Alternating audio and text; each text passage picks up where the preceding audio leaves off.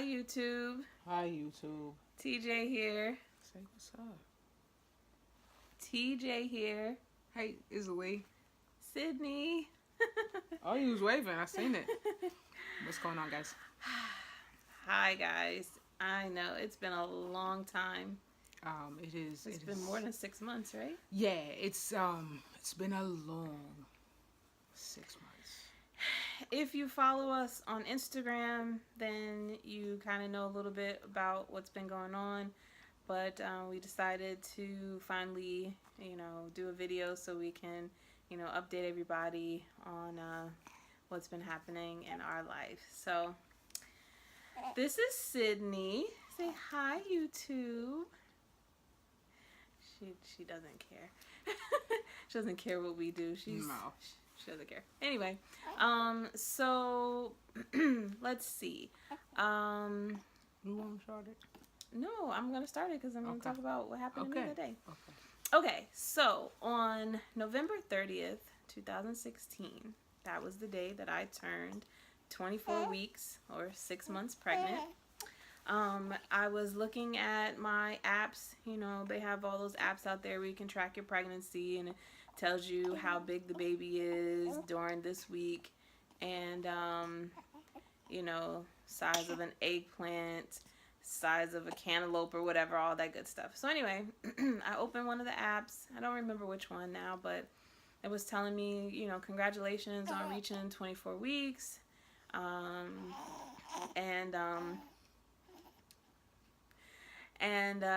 Babies born at 24 weeks are able to survive outside of the womb.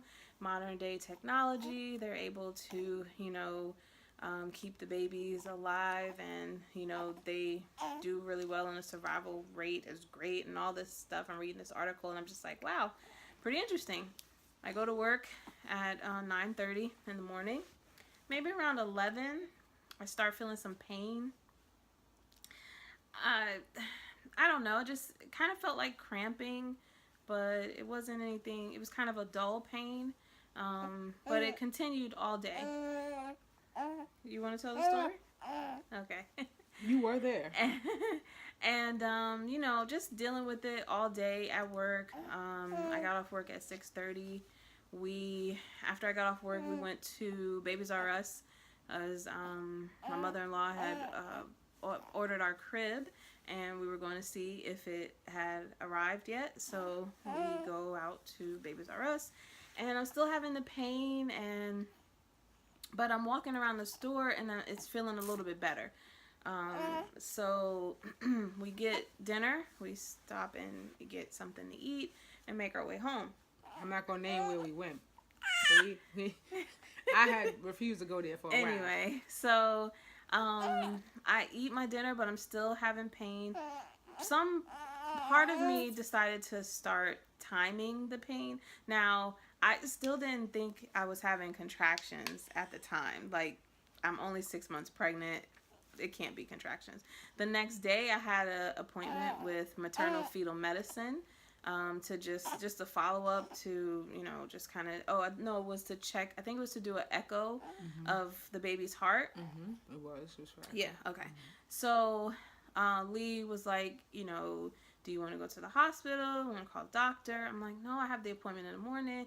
She said, do you think you're going to be able to go to sleep? I'm like, I don't know, because the pain was getting worse. So she said, let's call the doctor. Okay.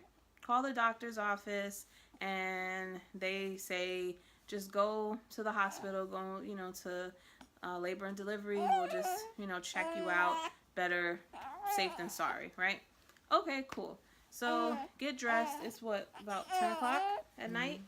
Get dressed, go to the hospital. Get checked in, go upstairs, put the gown on, still having this pain. At this point, the pain is coming every 4 to 5 minutes. Doctor comes in, asks me questions. They examine me. Tell that part about when the doctor examined me. So it was a resident that examined her, and the resident did what they did, walked out the room, and I said, when they walked out, I said, you got a real poker face. She goes, I know. And I'm like, oh boy. So she leaves and she comes back in with some doctor that looked like she the boss. The attending, I think. Yeah, she looked like she just came in like she was the boss. So then, doctor says, you are 2 to 3 centimeters dilated. And I'm like, no, it's not possible. She started crying. I'm sick. I just turned 6 months today. Yeah. Like, no, my bawling. baby's not supposed to be I'm like, born. "You're It's fine." November 30th. My due date is not till March 22nd. Like, no, it's too early. Yeah, she hysterical. And then Yeah, I was I crying. was like, just relax. I said, let me step out the room. I'll be back. She's like, don't leave me. I'm like, I'm coming right back. I left the room. I called my sister-in-law, blew up her phone. Called my mother-in-law, blew up her phone. Called my mother, blew up her phone. I'm like, look, I don't know what's about to happen, but I need all of y'all here. Yeah. So now she would have to fill in the rest of this because I don't really remember. All I know is they gave me medication to You to. don't really know that part. No, just either. listen. I do remember that part. They gave me medication to try to stop the contractions. They had me in Trendelenburg position where basically you're like this, head down, feet up in the air to, gravity to try to keep the contractions from coming. My water sac is what was causing so much pressure and what was out almost. And Sydney was not so much pushing, or causing the contractions. It was the water sac. My water didn't break, which was good. But they were telling me, hold on, wait. I couldn't push. Don't push, or whatever. So for me, She remembers a lot more than she's telling me because she told me she remembered nothing. Now she no, giving but all I'm these telling you, details this now. is what I remember as far as me. Like I know they had me in Trendelenburg position, and I remember the medicine. That's But anyway, telling you not to push when, like, the hardest part wasn't even the pain. The pain, whatever, it hurt. Yes, it hurt like hell, but trying to fight what your body wants to do naturally was the hardest part because my body wanted to push so bad, but I knew I couldn't. So that was just the part that was just the toughest, was just trying to hold on and hold her in because it was so soon. They gave me hey. They gave me a steroid shot. I remember that in case. Sydney. Come on, this is your first television appearance, man. They gave me a steroid shot just in case she was going to come early to try to help her lungs develop since she was so early. But yeah, so that was maybe around 11, 12. Mm-hmm. So I'm just laying in the bed upside down, just hanging in there. So go ahead. So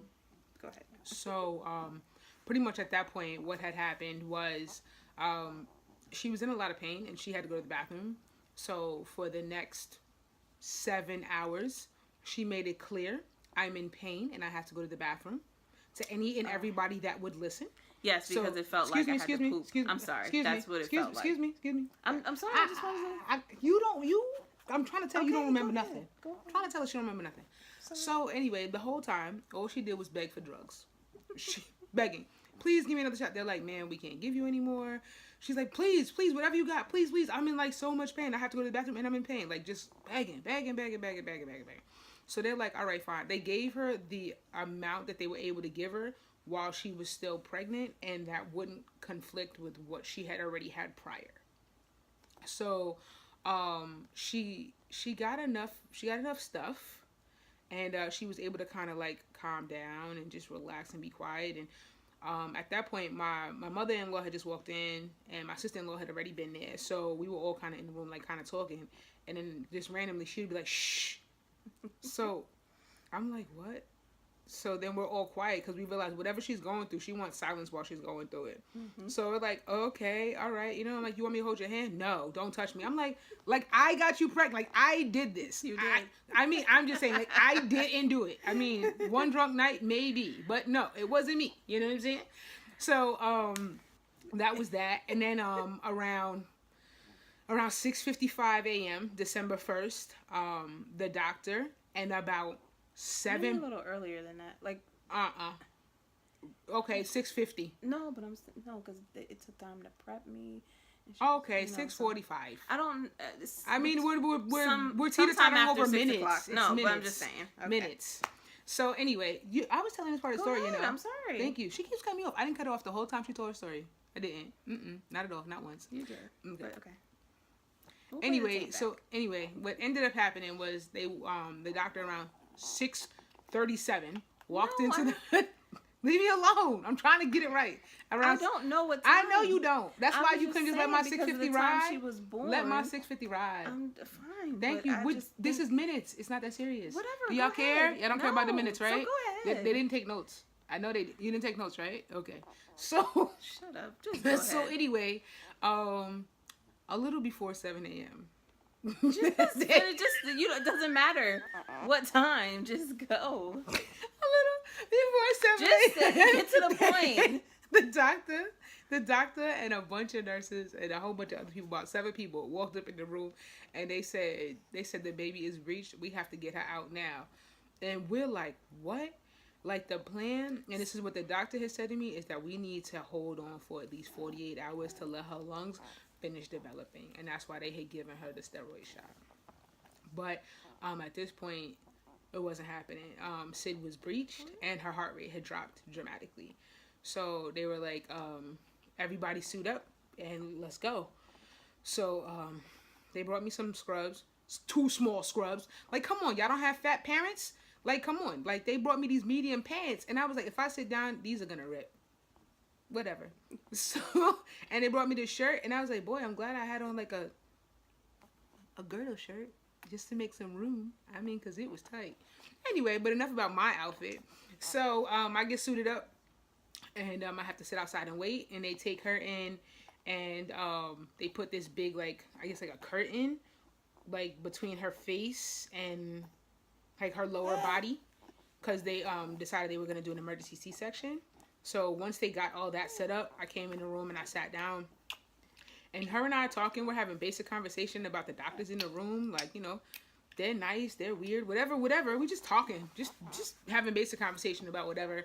And the one thing that Trinell had actually said to me was that just, you're not gonna hear her cry. And I was like, what? They're like, you're not gonna. Yeah. Because that's what before she came in, when they were like getting me set up and everything, that's what they told me. Just be prepared that you probably won't hear her cry, and you know it'll be okay. And sidebar, the epidural, because they gave me an epidural for this. Thank the Lord, because all the pain medicine or whatever they gave me prior to taking me in for surgery had worn off, and I was back to having those contractions. But as soon as they rolled me on my side and gave me the epidural, I was like, oh, thank you. Like, I finally felt, like, relaxed. So, but before we had actually went to the room, the neonatologist that came in and had the conversation with us. What type of measures would you want us to take depending on the severity of the situation? So, it's, if the two of us agree on something, it's bond. Like, that's it. Because we don't never just that quickly, but that quickly we both said, you do whatever you need to do. Yeah. There was no discussion needed. Nope. There was nothing. We just looked at each other and we were like, do whatever you need to do. Yeah. And that was that. So, what they did was, the doc pulled the baby out. The neonatologist grabbed her and put her in, I want to call it a Ziploc bag. Basically, that's what it looked like, right? It's like a heated pouch, and what they did was they put her in the incubator kind of, and started getting her together to get her, get her heart going and all that other stuff or whatever. So she was born at 706 December 1st, 2016. And she was born at 1 pound, 9 ounces, and 13 and a half inches. Yeah. So, little baby. A little baby, yes. So, they got her a little cleaned up, and they said they grabbed her, and they started walking away with her. And they're like, you want to come? And Trinell was like, just follow the baby. Yeah. Don't even worry about me. You stay with the baby. I'm like, all right, I'm gonna stay with the baby anyway. But you're right. I'm gonna go stay with the baby. So yeah. So while I was laying there, I got to like look over and I saw her as they were wheeling her by in the incubator, and her eyes were open and she was looking right at me. her eyes opened up and she had this full head of hair. Yeah, and Full I was head of like, hair. okay. I don't know what happened now. She had a full head of hair. And then they were gone. Yeah. And I was in there. They were like getting me all closed up and everything. And I was so tired. And I wanted to go to sleep. But I was scared because this is my first surgery, guys. Like I had my wisdom teeth removed. So never been under anesthesia like that. Like epidural. Like none of that. Never had any of that before. And I just was so exhausted and I wanted to go to sleep. And I asked, is it okay? Can I go to sleep? And they were like, yeah, you're fine. Like, we're just closing you up or whatever. Mm-hmm. And I could still feel them, like I couldn't feel what they were doing, but my body was moving. It was movement. It was movement. Yeah. So, but I didn't go to sleep because I was scared, honestly. Like I didn't want to go to sleep and not wake up. So even though I was exhausted and tired, like I really waited until they were like wheeling me out to even close my eyes. So pretty much what ended up happening is they take the baby up to the NICU. We know nothing about... Which stands for Neonatal Intensive Care Unit. We knew nothing about a NICU. Nothing at all. We actually... later on had did the research and found out that it's something that every parent should know what level NICU is located near their home. Our daughter was actually in a level 3 NICU, which is more for respiratory. Yeah. There are level 4s such as CHOP, which are more for cardiac. Which is the Children's Hospital of Philadelphia. Right, which, if that had to have been a concern, then they would have choppered her over to CHOP. And we're only about an hour or so car ride from Philly, because we're in PA, so it wouldn't have been a big deal. So that day was it was a crazy day for us, just because we never anticipated for her to be born that day. So once she was born, they kind of started getting her together, went upstairs, and they had to do what's called a PICC line.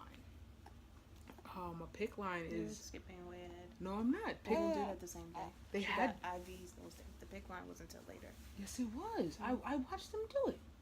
No, they didn't. She didn't get a when PICC they line. had all the nurses or whatever had to get all completely set up or whatever. That wasn't the day she was born.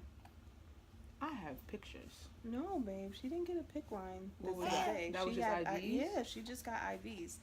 Remember they asked us, we had to sign the paper for the PICC line. Okay, so she had to they had to put IVs and stuff like that in her. Did they intubate her then? I mean, I wasn't there obviously, so she I don't know. She had to be intubated. She had to have all her IVs hooked up. We actually have some pictures and a slideshow that'll probably be in the second video. That'll actually show you guys like the progress of everything that has happened with her. But you can kind of talk about all the stuff she had hooked up, 'cause I know you remember most of it. Okay, so let's see. I was only in the hospital. I don't know. I thought she was gonna spit up. Sorry. I was only in the hospital for four days. Mm-hmm. And obviously she didn't come home when I came home. So she had, she was intubated to help her breathe because her lungs were so underdeveloped. She had IVs to give her, some medicine and fluids that she was needed, because obviously she couldn't eat that early, so she needed nutrition. Are you spitting up, Mama? She's just slobbering. Oh, okay. Oh no, wait! It's a combination of slobber and spit. Grab that. Yeah. Sorry, guys. Hold on. Yeah, this happens. This kid over here. Okay. So, okay. So yeah. Okay. So let's see. So she was 2 days after she was born. They were able to take the. Oh, whoops. Slobbing. Come on, I'm trying to tell the story, Mama. Okay. 2 days after she was born, they were able to take the tube out. And she she was able to breathe on her own for 24 hours. Which is amazing. It's Which almost is- unheard of for a 1 pound 9 ounce. Yeah, She's baby born considered- at 24 weeks. She's considered a 24 weeker. Like that's micro preemie. preemie. Like there's preemie and then there's micro preemie. I think it's under 27 weeks. 27 weeks or under is a micro preemie. Anyway, so for her to be able to breathe on her own for that time period after, being born so early, that was, really good. So they did have to re-intubate her. She just, like, her oxygen levels just were really low, and she was having what they call desats or desaturations, which basically heart rate and oxygen levels drop. Okay. and she was having Brady's. Yeah, and bradycardia, which is pretty much heart rate dropping. And requiring stimulation.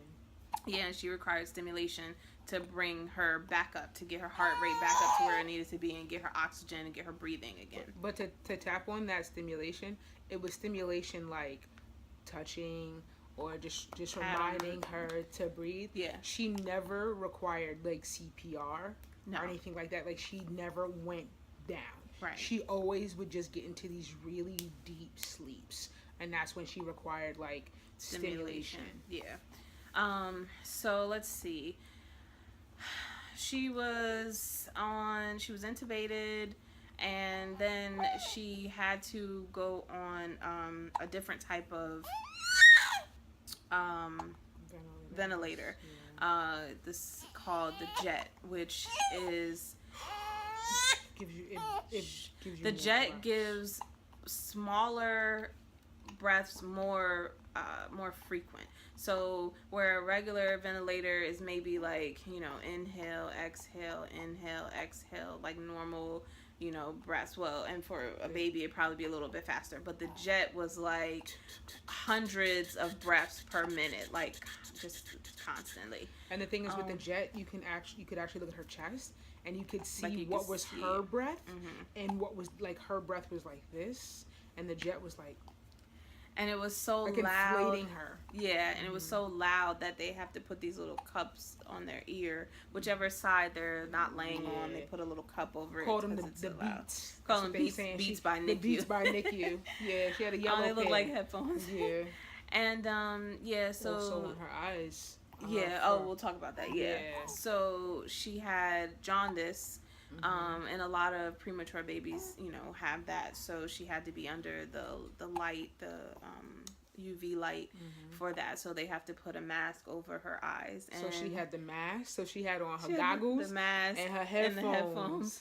headphones. Yeah. And one of the nurses there drew little eyelashes on her mask. It was so cute.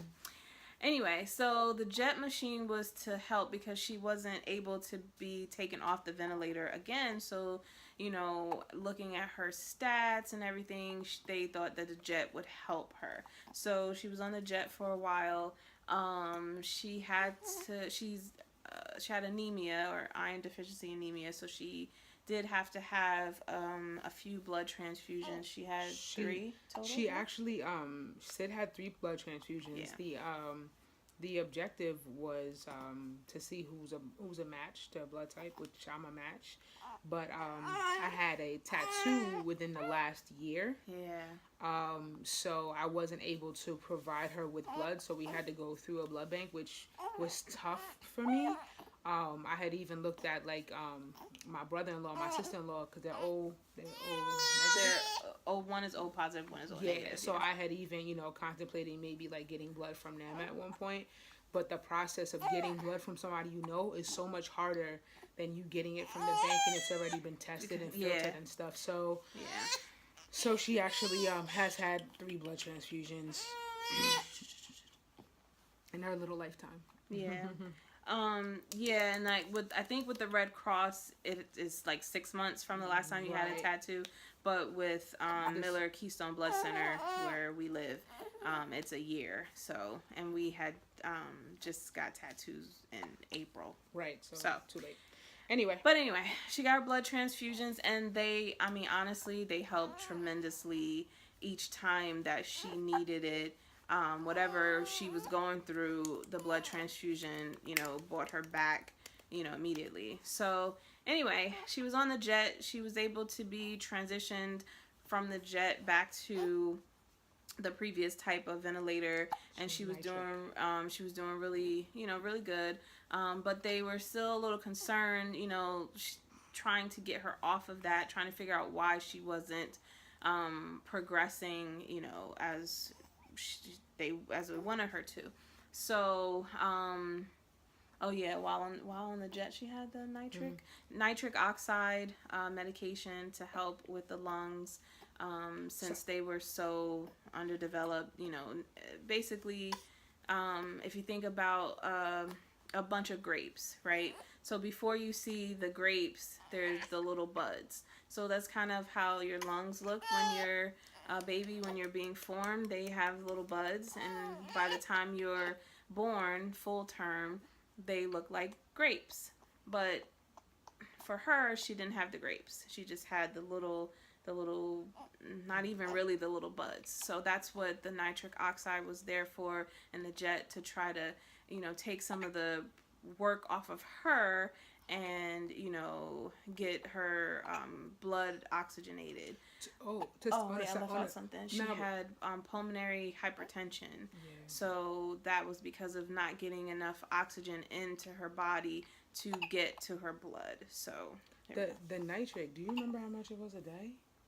$600 a day. $600 a day for her to be on nitric. She was on nitric for We'll talk about that. No. I'm just saying. No, I want to talk about that too. No. We'll talk about that later on. But just to let you guys know, like nitric, it's some serious stuff. Yeah. So finally, the doctor had called us one day and wanted us to come in and talk to her. Now that's kind of like, because she said, I need to see the both of you. When can you be here? We like I'm in the car. Yeah, I think we left work early because I was back to work at that point. So so we go meet with the doctor, and she wanted to discuss giving Sydney steroids to help with her lungs, to see if that would help her to be able to get off that ventilator and get to breathe on her own. So she discussed the side effects or potential side effects or things that could happen from being on steroids. I didn't want it. I was opposed to it. I opposed it. She didn't. For me, I have asthma, and I had it bad as a kid, and whenever I would get sick or get any type of respiratory infection, I would always get steroids, and that would help me to be able to start breathing again. And I knew how it worked for me having asthma, so I was kind of like, let's do it. The doctor said that it was something that they do for babies, for premature babies at CHOP, Children's Hospital of Philadelphia.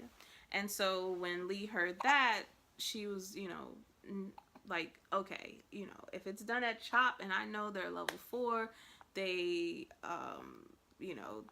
one of the best children's hospitals in this country, let's do it. So the doctor said, we'll see how she's doing in about 48 to 72 hours. Sometimes you see an improvement. Sometimes you don't. Sometimes you have to do a second course of steroids. She was going to be on the steroids for 9 days. But after 72 hours, they would see, how she was doing. 12 hours. That's all it took. 12 hours, and it was like night and day. Whole nother kid. Yeah. So. Oh, wait, and then she had what's called roid rage. The kid was in the incubator, like, going crazy. She was like, at one point, they looked at her, the kid's face was pressed up against the glass, like. Yeah, she was moving around in there. She was crazy. She was underneath stuff. They're like, what is wrong with her? Yes. Because, the steroids had her, like, the Hulk in there. Yeah. Sorry, that's how you was acting, like the Hulk. I seen the joke. Yeah, so, she did very well responding to the steroids, and on Christmas Eve, she was extubated, completely taken off of the ventilator, tube out, no more breathing tube for our baby. And from that day forward, she just had oxygen and feeding tube. And well, feeding tube, but yeah. So and then around that time, when did she get her first bottle? It was after that, right? Yeah. So sometime after that, she was able, get her first bottle. So okay. From 3 days after she was born, I started pumping. Well, no, maybe 2 days after I started pumping to try to get some breast milk out, because premature babies that, all babies benefit from breast milk. If they can get it, they benefit from it. We swear by it. Like, we swear by breast milk and what it did for her. But for a preemie, it's super important that they get something. Even, moms, even if you can only get the colostrum, that does wonders for a premature baby. So that's all I could do for my baby, because we didn't get to hold her for 2 weeks. We held her December 14th was the first time we were able to hold her, and she was all hooked up to all these monitors and everything. We have pictures that you guys will see. Well, yeah, you're gonna see everything. But that's all I could do for her was pump. So I pumped every day, every 3 hours. She was not sleeping. She'd get up, more. She'd pump, she'd go back to sleep. Get up, pump, go back to sleep. It didn't matter. She had to work. Back to work. It didn't matter what we had going on, what we were doing. It didn't matter where we were. We could be in a car on our way somewhere. She had a manual pump. Let me tell you. Or she had the electric. We went to the mall one day. She had the electric pump. Plugged it in the car. Sat in the back seat with a blanket. And was just pumping. And it had the ice cooler to put the milk in it until we got home. I work in customer service, so I'm taking calls all day. Pumping on a call. I did not care. I was gonna pump breast milk for my baby because I knew that that's what she needed. And honestly, I can't tell you any other way, because all we did was give her breast milk the whole time she was in the NICU. But she gained weight great. They were able to increase her feeds, because they start off with cc's, 2 milliliters, 1 milliliter, 2 milliliters of breast milk through the feeding tube, and if she tolerates it, they would gradually increase it, and she did great. And she got breast milk, and she gained weight, and she got longer, and she got healthier, and she didn't have a lot of problems. There are some babies born premature who were even born later than her, 27, 28, 29, 30 weeks, who had more issues. Respiratory, cardiac. And I'm not saying that it's because of the breast milk. I'm just saying that her getting breast milk helped her. So to kind of to touch on that, there are concerns about, especially when a child is born so early, there's concerns about their vision. Mm-hmm. There's concerns about their heart. There's concerns about their lungs. It's muscle concerns, tone, right, about them not being able to turn and bend and move and stuff like that. So I can honestly say that we did a lot of praying, and we made sure that we continue to do a lot of communicating, and that's really, really what helped us get through this whole process of just every day at 9 o'clock. Sometimes it was earlier, but every day it never failed. At 9 o'clock, we made sure that we came to see the kid. Yeah. And what we found that was so beneficial for us was that, the nurses in the hospital, they know that, you care about your kid, but they were able to see how much we cared because we were always there. Always communicating with the nurses and the doctors, calling, asking questions, wanting to know certain things. There was a point in time where we knew so much that alarms would go off, and we would say, there were nurses who were training, and we were like, "Oh, no, you have to do press this." That. Yeah. And then there were other parents that were in the NICU that had experiences while they were there, and they were they didn't know what to do. So some of our neighbors, we were like, well, hey, you know what? this is how this goes. This is what you do or whatever. Yeah. And it's just when you're there, and I know everybody can't be there. It's you can't hard. be there every day. Like, there were other people there who had other children. There were people there who lived about an hour or so away.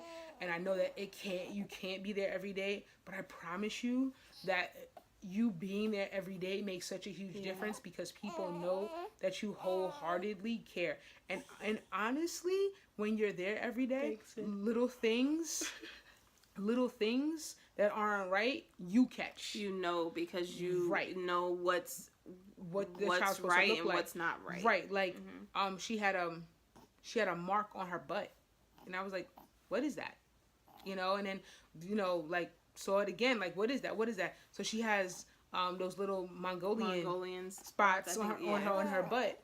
So it's actually it's been documented. It's been documented legally that she has them on her butt, just so it doesn't look like anything crazy has been anything's been happening to her. So again, these are things that you have to pay attention to, and you have to be there for, because if you start missing stuff, things start happening, and you start missing what's happening, good, bad, or indifferent. Yeah.